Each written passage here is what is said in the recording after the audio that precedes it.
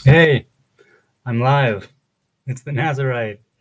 And I don't know if this is Hebrew lore from days of yore or not, because I decided to completely and utterly spontaneously go live right now. Haven't even prepared a thing. And this is going to be a literal hang. I am simply going to see what the YouTube gods will send my way. Hello, someone who's here. Hi there. Do introduce yourself. Who are you? Where are you from? Yeah. All right. So here's what's going to happen. My woman should be home in, I'd say, oh, I don't know exactly when, but she should be home soon. And at that point, I will say goodbye. But until then, until that, I am here. Hello, somebody who's here. Hi there. Hi there, and hello. So I don't have enough light here, unfortunately. Let me see if I can use my flashlight. That's what I'm going to do. Is this any better? Yeah, it's a little better. All right. So, undo my ponytail here. Get these to breathe. Sometimes, man, sometimes there's real good dread weather. Windy, but not too windy. It's the way I like it. Oh, so it's been a long time since I've simply gone live without even having one point of something I wanted to talk about. I've been going in for the past, yesterday, I discovered TikTok Live. And I was thinking, damn, I could sort of get into that. TikTok has been, hey, how you doing? TikTok has been an anomaly to me in the sense, not that I know so much about social media that's an anomaly. What I mean is that I have an account there that I barely upload anything to, right? And the title is Silliness and Spirituality, or the other way around. No, it's silliness first. What I've discovered, I barely go into TikTok, but yesterday I spent some time on the live. What I discovered, and it should have been obvious to me, is that that will be shown to people in Israel mainly. So if there's one place where I should be doing it in Hebrew, it is TikTok. On the other hand, things flow more, in English. I don't know. Anyway, so I could do so many stupid things, and hopefully I will be doing stupid things, and maybe every now and then a small thing having to do with right, the spirituality side of it. But I mean, I was scrolling through for like an hour yesterday, fascinated by TikTok, fascinated by the fact that this is the world we live in. It's so, look, I'm an 80s baby, right? I'm an early 80s baby. I was born in 1982, and it still seems so novel to me. Seriously, it does. As somebody who's, who's the Oregon Trail generation, as they say, and I've mentioned this before, right? That I remember what it's like to live in an analog world. I know what it's like to live in a digital world, so to speak, the one that's happening now. So I'm taken by surprise sometimes. I'm really taken by surprise with things like TikTok, and you'd think I'd be used to it. I'm not. Maybe because it's, well, look, again, it's so novel, and yet there are people, including in this very household, who are being born into this age of screens and that digital. It wows me. I mean, I know I'm sounding really like a dumbass and old school, but it just it really is sort of an overload for a person. Well, for me, it really is a bit of an like a sensory overload, not in a disorder sort of way, in a way that it's like, whoa, whoa, whoa. I remember when we only had one phone, and it was the phone. You didn't have your own phone, and I remember dialing with a big, it's really weird for me. It really is. I'm in my 40th year now, right? I'm 39. It's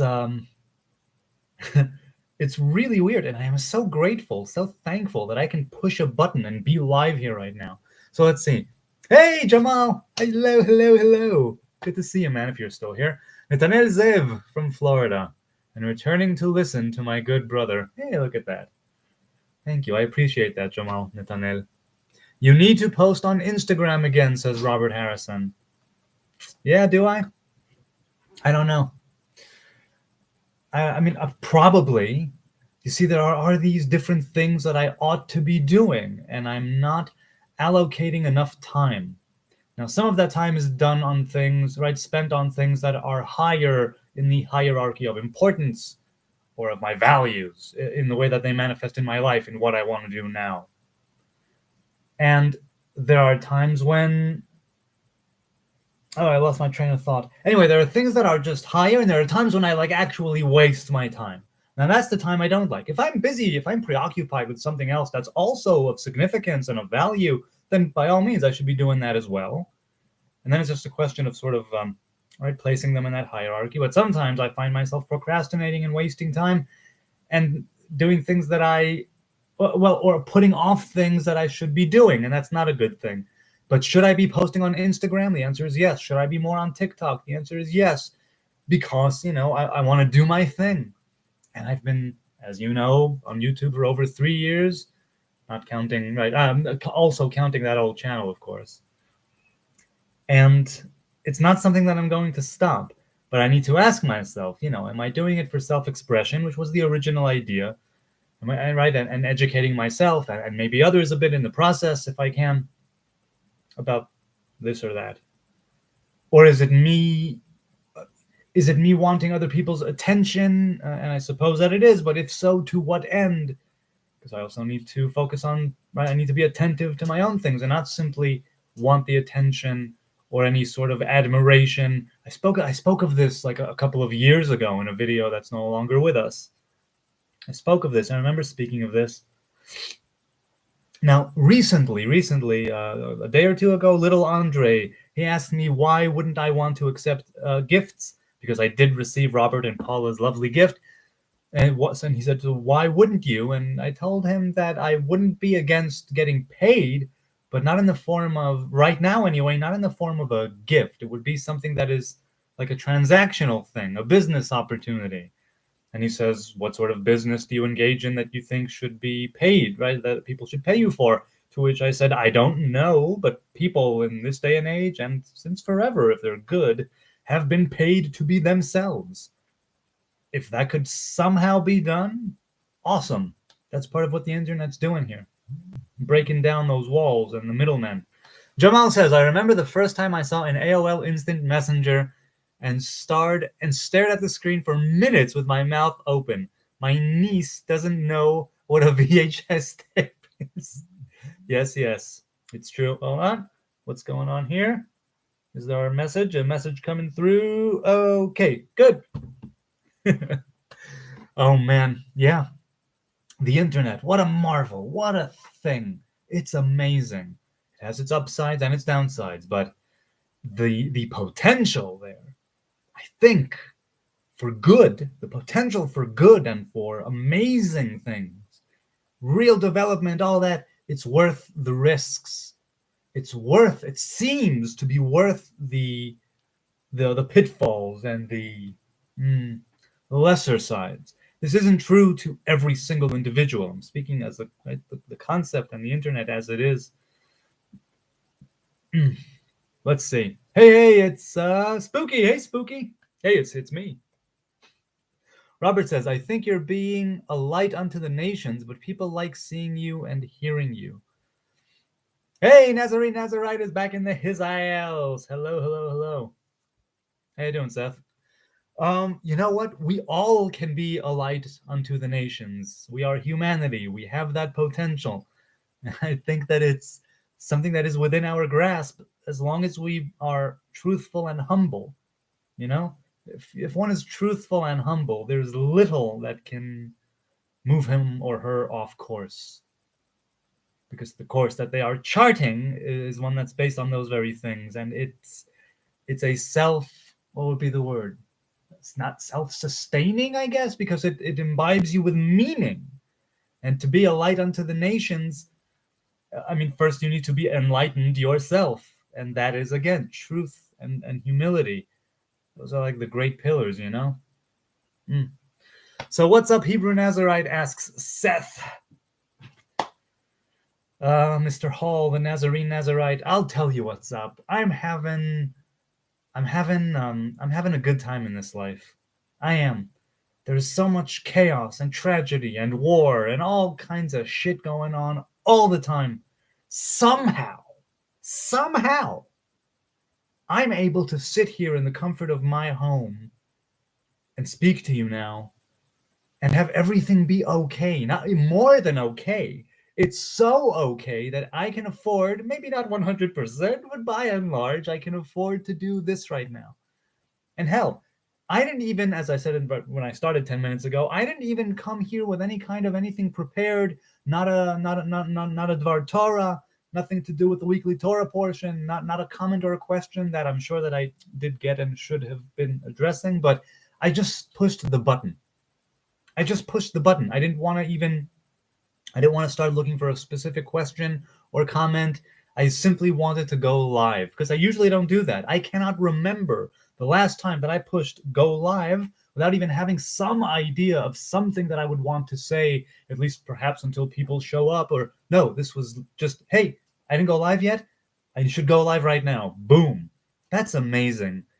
That means that even though certain things I might be putting off, means that I've somehow in this chaotic and just weird world, I'm able to sit here, right? Got a bottle of water here, and I'm able to do this, at least for a time.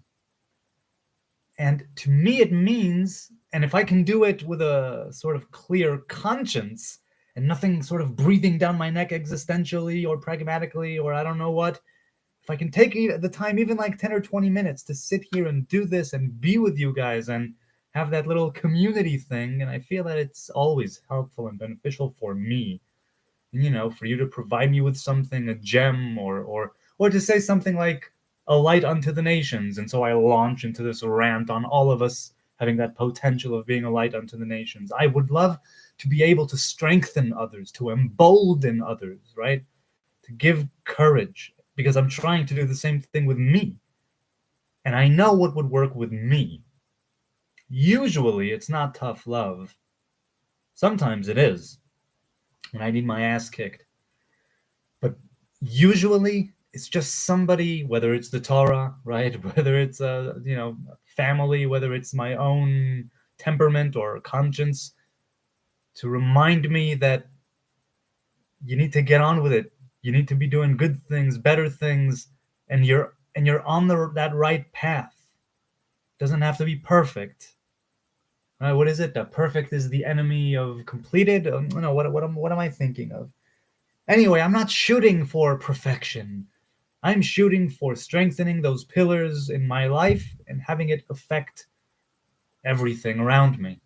That's what I'm doing here. And so strengthen myself, embolden myself, give myself courage, but also not be a dumbass and not be unrealistic. To also put myself in my place, keep myself in check, right? To take stock on a continuous basis. Continuous is all the time, right? And continual is in segments, something like that. So what's up? I'll tell you what's up. Things are good. Todale ya. I give thanks to ya. I do. All right. I hear a door. My woman is here. I shall say goodbye. This has been fun. God willing, I'll see you Wednesday for something perhaps a bit more structured. Thank you for joining me. I appreciate your time, your kind attention. This was certainly a unique broadcast in the sense that I didn't really say anything. All right. Maybe that's not so unique.